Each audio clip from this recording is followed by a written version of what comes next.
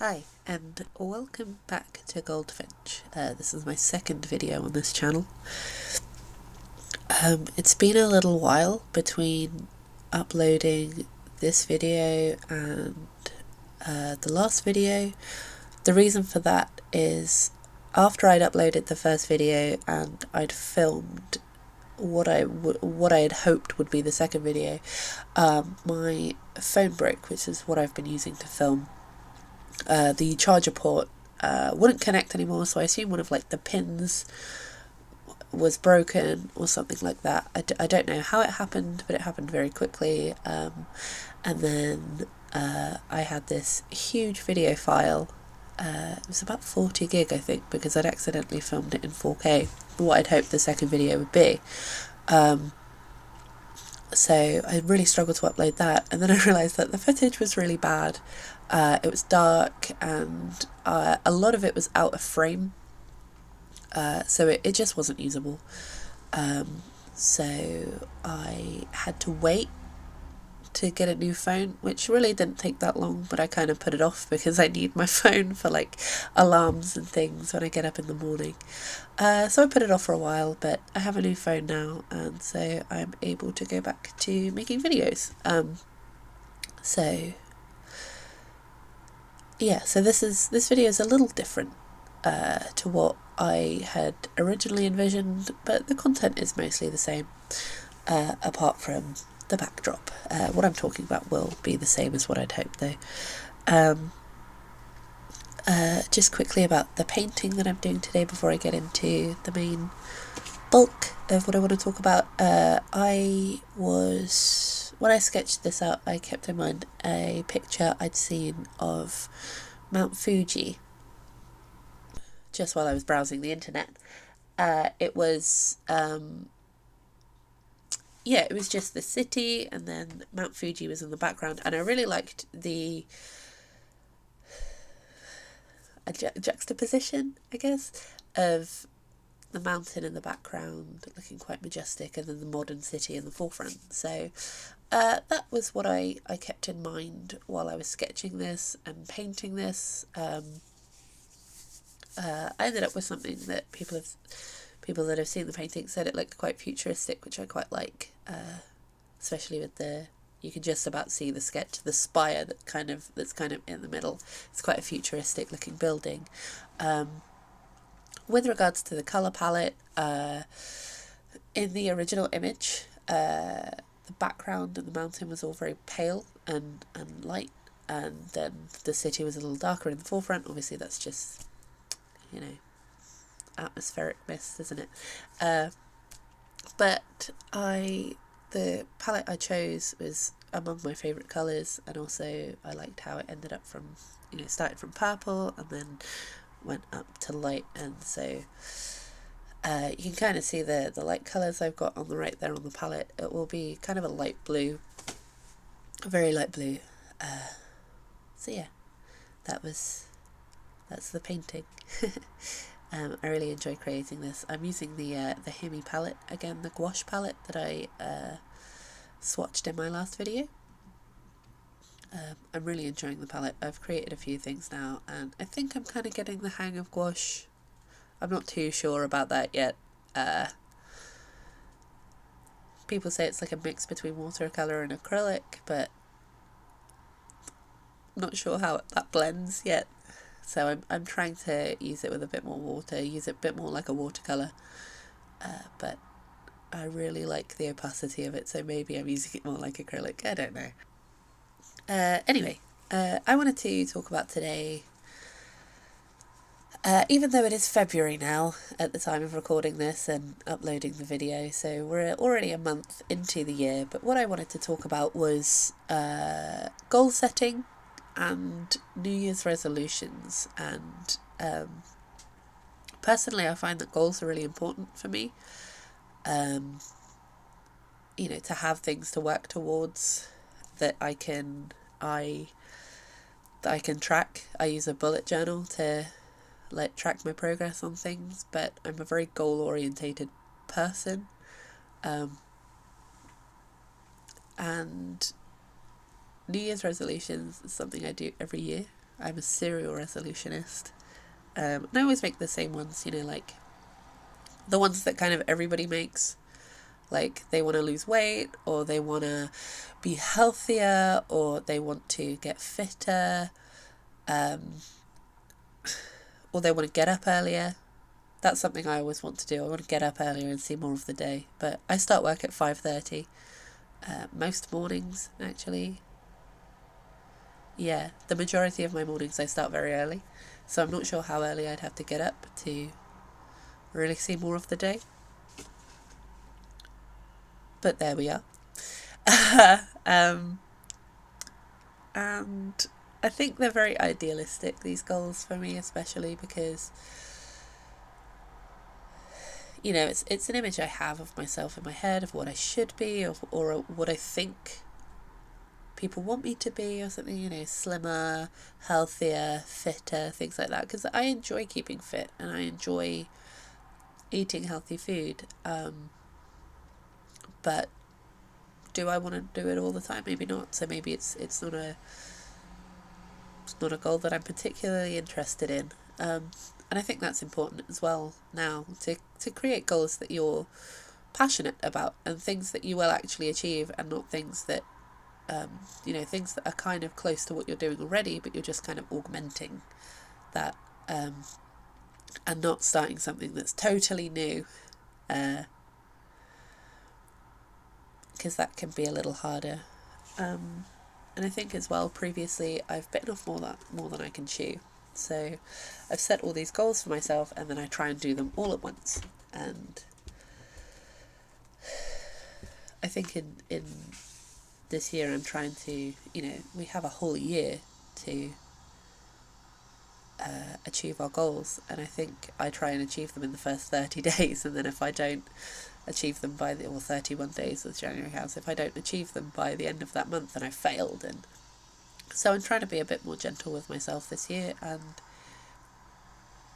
do things bit by bit, and then hopefully by the end of the year, when the year eventually resolves itself, I will have something that's a little more, you know, I will have achieved something a little more than what I might have achieved if I'd gone about my goals the way that I usually do.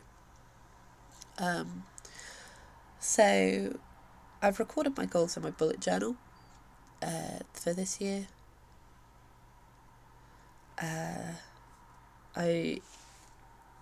Sort of towards the end of last year, I was writing them down on my phone, things that I think I might like to do, rather than just, you know, sat on December 31st and just like, oh, these are some things. I actually took some time to think about what was important to me, and yeah, what was important to me, and that was and things that I had maybe wanted to do previously, and then I split them up into categories, so I ended up with 5 categories. So I've got career, I've got my financial goals, I've got health goals, and I bet you can guess what's on that list, environmental goals, and personal goals. And in this way, I thought that maybe it would make it easier to sort of break down what I want to do. You know, I can work on it one at a time, or I can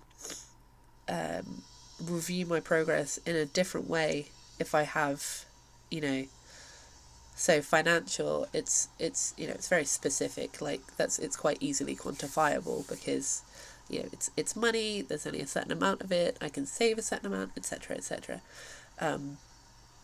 And there are some goals that are a little easier than others, and some that are a little more abstract.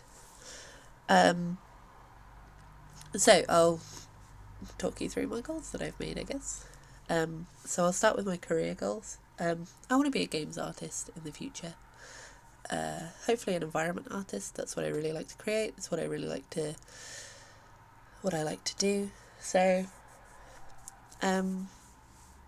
with that, I'll need a portfolio. So my goal is to create an art portfolio, and I'm working on that at the moment. I've got like one thing on there which is, you know, better than I could have hoped. I've got one thing on there right now, but hopefully there will be more in the future. And there will be more in the future because I'm working on new things all the time. And then with that, I have put for my goals this year to get a new job. I do enjoy the job that I have now. I've worked in it for a long time, though. It's been 11 years, I think. So I think it's time for something else. It's the only job I've ever had, and yeah, I feel like it's time for something new, whether or not that is a games job. I'd ideally love to get into games immediately, but that probably statistically is less likely to happen. So I'd just like to get a new job. Probably be another retail job, but that's fine. Moving on to my financial goals, I'd like to save some money. My partner and I would like to buy a house so we can kind of start a life together, rather than just sort of hopping between our parental homes, which is still lovely, but we'd like to have our own place. So, and we don't want to rent because landlords. So yeah, we're putting money into a Help to Buy ISA, and hopefully in a few years we'll be able to buy our own place. And I'd also like to clear all my debts. I've been quite fiscally irresponsible over the years, and I really like buying things on credit, and I'm kind of bored of paying things off. So maybe if I want large purchases in the future, I'll just have to save up for them and see if I really want them, rather than just snap of the fingers, put it on an Argos card or something like that. And I've actually put a page in my bullet journal of my debts and how much I have left to pay off, and I'm working towards that slowly. So that is a definitely more achievable goal, because I can see the goal, I know how much money is going out, etc. Yeah, and that's one that I'm pretty confident I will achieve within the first half of this year, actually. So moving on, I've got health goals. I want to make running a habit. I really love running. I'm not very good at it. I'm not built for it, but I enjoy it nonetheless. I'm currently working on the Zombies Run sort of couch to 5k program, which is really cool. Zombies Run is this really cool little app that I've used for years. It's like there's a story along with the runs, and about being in the zombie apocalypse and being a runner for a small township.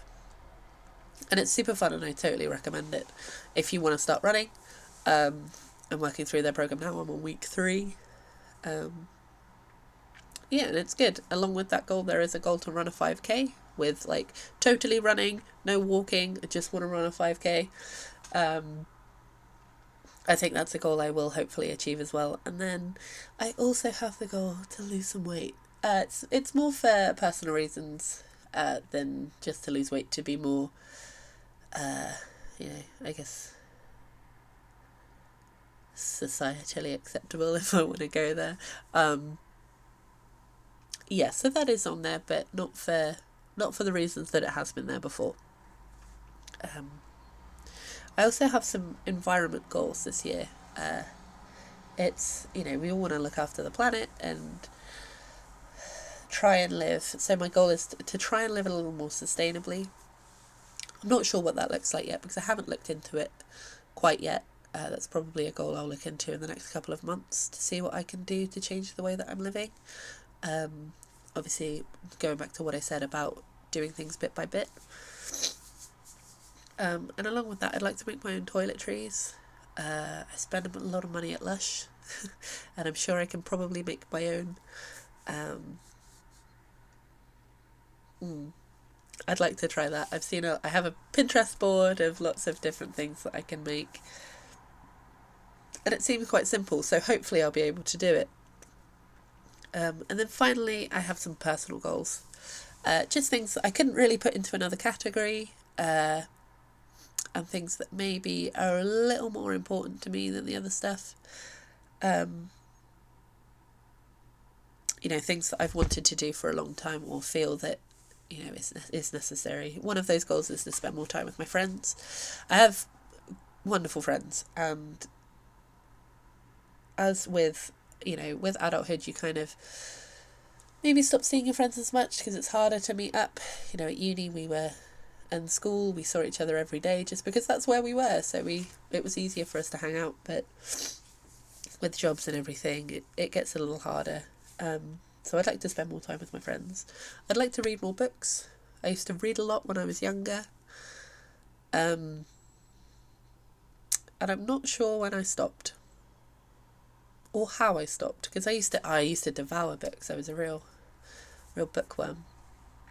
But yeah, somewhere along the way I stopped. I couldn't find the time anymore, so I'd like to find the time now. And I'm going to create a list, I think. Yeah, I'll create a list. I'll create a book list in my bullet journal. Maybe I'll do a video on it. I don't know.